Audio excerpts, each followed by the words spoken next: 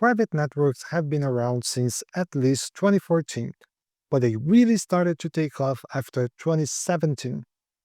Today, this market generates $5.5 billion in revenue with an expectation of $21.4 billion by 2030. For telecoms, the introduction of private networks has created an unprecedented shift in mindset. According to Roger Dewey, CEO and founder of Able Device, we're going from being tied to use scale models to something new. Everything to this point that has been developed as systems and tools and platforms for mobile connectivity is based on huge scale, right? So these are companies like Ericsson and Nokia who want to sell to giant operators, right? And they're handling, you know, tens of millions, if not hundreds of millions of connections. So it's scaled to that size. And if you're saying, well, I'm a shipping company. I only need 500 units in this location. I need 500 units in that location. And they're all around the world because I'm a global shipper. And there's no tools for me to be able to do what I want to do. So I have to live with the offering that's coming down from the mobile operators. But we're starting to come out of this, I believe, at this point, and it's not being driven by IoT or machine to machine. It's actually being driven by mobile private networks. Because now the operators do see, oh, wait, I want that giant Fortune 500 company. They have private networks in all their facilities, and not just their trucks are going to be using them, but when their executives walk in with their handsets, those guys with $250 a month subscriptions, they want to lose those guys. And you need to be able to get in and out of the private networks and understand what's happening. So they're starting to ease up and let more and more things out, more tools come online from third parties, such as Able Device, to start to bring that to enterprises to fill that gap going forward because they don't want to lose those subscribers. According to Dewey, who has been in the industry since the early days of machine to machine communications, private networks and third party applications like Able Device can enable solutions that become game changers for businesses.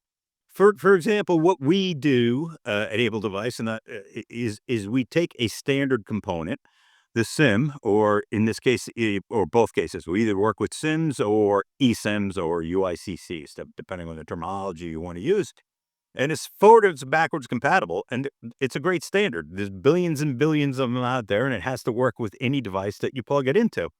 And it's been used by the mobile industry to this point, really just for authentication on the network and some roaming things. You have the roaming rules, I can get on this network, I can get on this network, and I have these services, right? So it kind of identifies the device to the network and says what's available.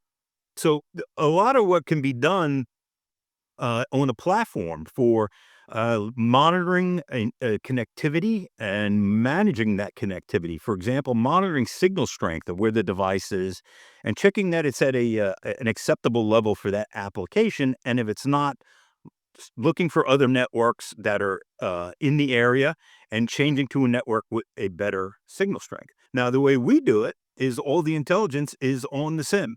So it's all done locally, and it's done in a matter of seconds, if not, milliseconds. It's happening very, very quickly. Whereas traditionally it's done by taking that information, sending it back to a server someplace, could be in Europe, could be in Asia, doing an analysis, and then sending a command to the SIM saying, do this. So now you're going back and forth. Same thing for going in and out of private networks. You're on a public network with 5 bars, but you're standing right in front of the private network. How do you get it to change onto the private network? Well, you have servers in the back end, and we benchmark those. It takes 10 minutes back and forth. Whereas when we do it on the SIM, it's aware where it is, even without the GPS. If we don't have access to a GPS, because we know what cell site we're in, and we know that cell site is adjacent to the private network, we know to start looking for it. And even though we have 5 bars in the public network, as soon as we pick up the private network, switch to it.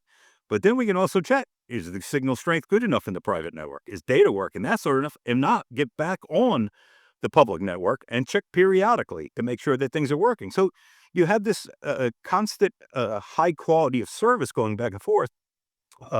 And also business rules. Some, if it's good enough, I want it in my private network. If it's not good enough, get it. But that's up to the end user to configure.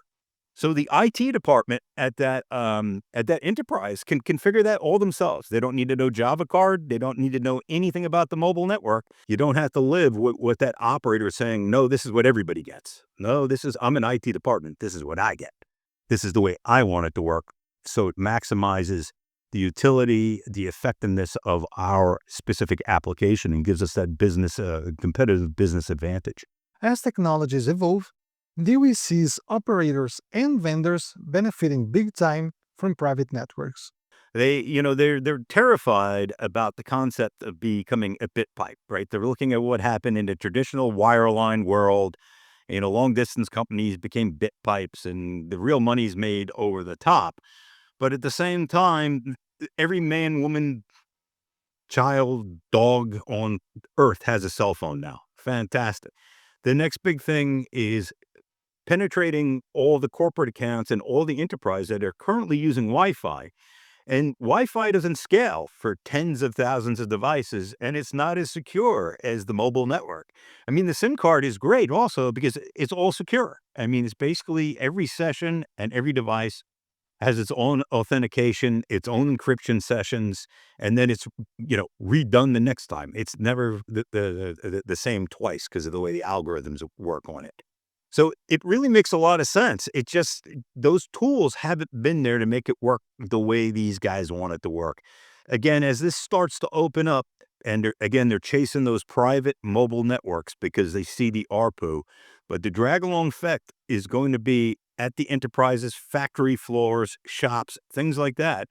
And they're going to be the beneficiary of it. And I think sometimes they look and say, well, these private networks, people are out there and, they're not using our RAN infrastructure and they're not using our subscription. So how are you going to make any money?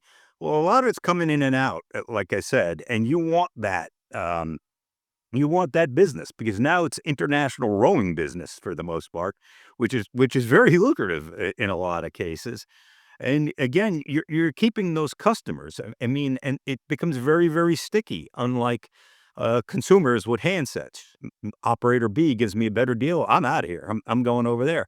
Once you get the entire project for, a global shipping company, you're kind of in there, and it gives you the ability to get in there and add more and more and more value to these guys. And again, it's not as